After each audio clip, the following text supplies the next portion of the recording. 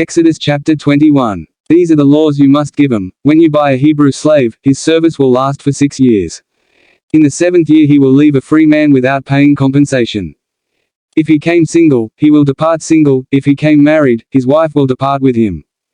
If his master gives him a wife and she bears him sons or daughters, the wife and her children will belong to her master, and he will depart alone.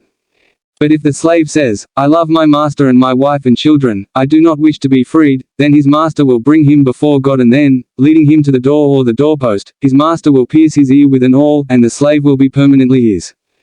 If a man sells his daughter as a slave, she will not leave as male slaves do. If she does not please her master who intended her for himself, he must let her be bought back. He has not the right to sell her to foreigners, for this would be a breach of faith with her. If he intends her for his son, he must treat her as custom requires daughters to be treated. If he takes another wife, he must not reduce the food, clothing or conjugal rights of the first one. Should he deprive her of these 3 things, she will leave a free woman, without paying compensation. Anyone who by violence causes a death must be put to death. If, however, he has not planned to do it but it comes from God by his hand, he can take refuge in a place which I shall appoint for you.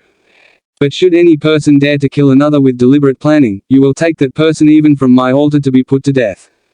Anyone who strikes father or mother will be put to death. Anyone who abducts a person, whether that person has since been sold or is still held, will be put to death. Anyone who curses father or mother will be put to death. If people quarrel and one strikes the other a blow with stone or fist so that the injured party, though not dead, is confined to bed, but later recovers and can go about, even with a stick, the one who struck the blow will have no liability, other than to compensate the injured party for the enforced inactivity and to take care of the injured party until the cure is complete. If someone beats his slave, male or female, and the slave dies at his hands, he must pay the penalty. But should the slave survive for 1 or 2 days, he will pay no penalty because the slave is his by right of purchase. If people, when brawling, hurt a pregnant woman and she suffers a miscarriage but no further harm is done, the person responsible will pay compensation as fixed by the woman's master, paying as much as the judges decide. If further harm is done, however, you will award life for life, eye for eye, tooth for tooth, hand for hand, foot for foot, burn for burn, wound for wound, stroke for stroke. If anyone strikes the eye of his slave, male or female, and destroys the use of it, he will give the slave his freedom to compensate for the eye.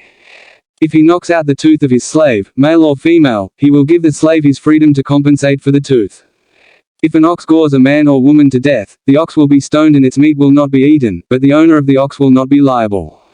But if the ox has been in the habit of goring before, and if its owner has been warned but has not kept it under control, then should this ox kill a man or woman, it will be stoned and its owner put to death. If a ransom is imposed on the owner, he will pay whatever is imposed, to redeem his life. If the ox gores a boy or a girl, it will be treated in accordance with this same rule.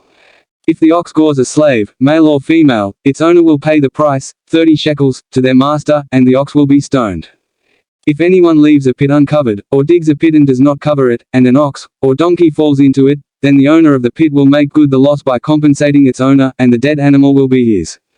If anyone's ox injures anyone else's ox causing its death, the owners will sell and share the money for it, they will also share the dead animal. But if it is common knowledge that the ox has been in the habit of goring before, and its owner has not kept it under control, the owner will repay ox for ox, and will keep the dead animal. If anyone steals an ox or a sheep and slaughters or sells it, he will pay back 5 beasts from the herd for the ox, and 4 animals from the flock for the sheep.